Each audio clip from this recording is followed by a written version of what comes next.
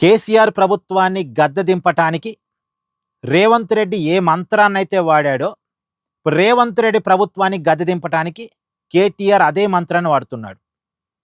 ఉద్యోగ కల్పన, నిరుద్యోగ సమస్య. ఇదే మంత్రం ఇప్పుడు. నిజానికి కేసీఆర్ ప్రభుత్వం మీద రేవంత్ రెడ్డి చేసిన పెద్ద యుద్ధం ఈ సమస్య మీదనే. కేసీఆర్ గారి ప్రభుత్వం ఉద్యోగాలు కల్పించడంలో ఫెయిల్ అయింది అని రేవంత్ రెడ్డి గారు చెప్పుకొని వచ్చారు. అసలు తెలంగాణ సాధించబడిందే, తెలంగాణ పోరాటం జరిగిందే నీళ్లు, నిధులు, నియామకాల కోసం. మరి నియామకాలు ఎక్కడా?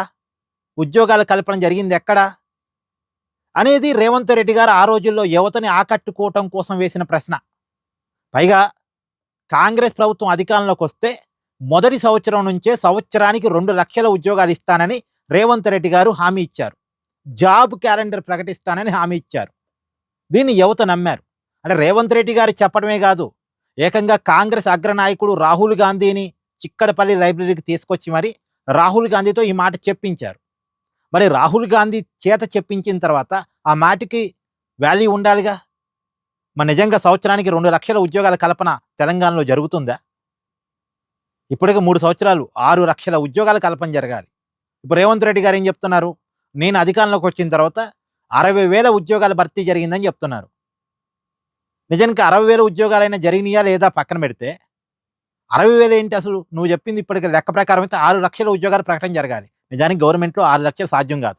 గవర్నమెంట్ ప్రైవేటు కలిపి 6 లక్షల ఉద్యోగాల కల్పన జరిగి ఉండాలి. ఎందుకంటే ఒక 6 లక్షలు గవర్నమెంట్లో అసలు పాసిబులే ఉండదు. మరి నిజానికి 6 లక్షల ఉద్యోగాల కల్పన ప్రైవేట్లో కలిపైనా జరిగిందా? అది లేదు. ప్రైవేట్తో కలిపి కూడా లేదు. సరే పోనీ 6 లక్షలు వదిలేయండి, సంవత్సరానికి 2 లక్షలు అనే పదం వదిలేయండి. ఈ 3 సంవత్సరాలు కనీసం ఒక 2 లక్షలు కల్పించాడా? రేవంత్ రెడ్డి గారు చెప్తున్నారు నేను 60,000 ఉద్యోగాలు ఇప్పించానని. 60,000 అంటే మరి ఇంకా 1,40,000 బాకీ ఉన్నాడుగా. ఇది యువత అడుగుతుంది, కేటీఆర్ అడుగుతున్నారు. కేటీఆర్ ఈ విషయాన్ని బాగా జనంలో తీసుకెళ్తున్నాడు. అందులో యువతకి కేటీఆర్ బాగా కనెక్ట్ అయ్యే లీడర్ కూడా. ఈ విషయాన్ని కేటీఆర్ చాలా పెద్ద ఎత్తున తీసుకెళ్తున్నాడు. పైగా ఇప్పుడు ఏమొస్తుంది జనంలో అంటే, సరే కేసీఆర్ ప్రభుత్వం గవర్నమెంట్ ఉద్యోగాలు కల్పించకపోయినా సరే కేటీఆర్ కొన్ని కంపెనీలు పట్టుకొచ్చాడు, పెట్టుబడులు పట్టుకొచ్చాడు, ఐటీని బాగా ఎస్టాబ్లిష్మెంట్ చేశాడు. దానివల్ల కొన్ని ప్రైవేట్ ఉద్యోగాలైనా పెద్ద ఎత్తున దొరికాయి. ఇప్పుడు అది కూడా లేదు కదా అనేది జనంలోకి వెళుతుంది. జనంలో తీసుకెళ్లాలని కూడా బీఆర్ఎస్ గట్టిగా భావిస్తుంది. దీన్ని అడ్వాంటేజ్గా తీసుకుందామని ఇప్పుడు నిరుద్యోగ సమస్య మీద ఒక పెద్ద బహిరంగ సభ బీఆర్ఎస్ పార్టీ ప్లాన్ చేస్తుంది. సో నిరుద్యోగ సమస్య ఎజెండా తోటి రేవంత్ రెడ్డి ప్రభుత్వాన్ని గట్టిగా దెబ్బ కొట్టాలనేది KTR plan, BRS party plan. గతంలో రేవంత్ రెడ్డికి ఇది వర్కౌట్ అయింది, బీఆర్ఎస్ని గద్దె దింపడానికి.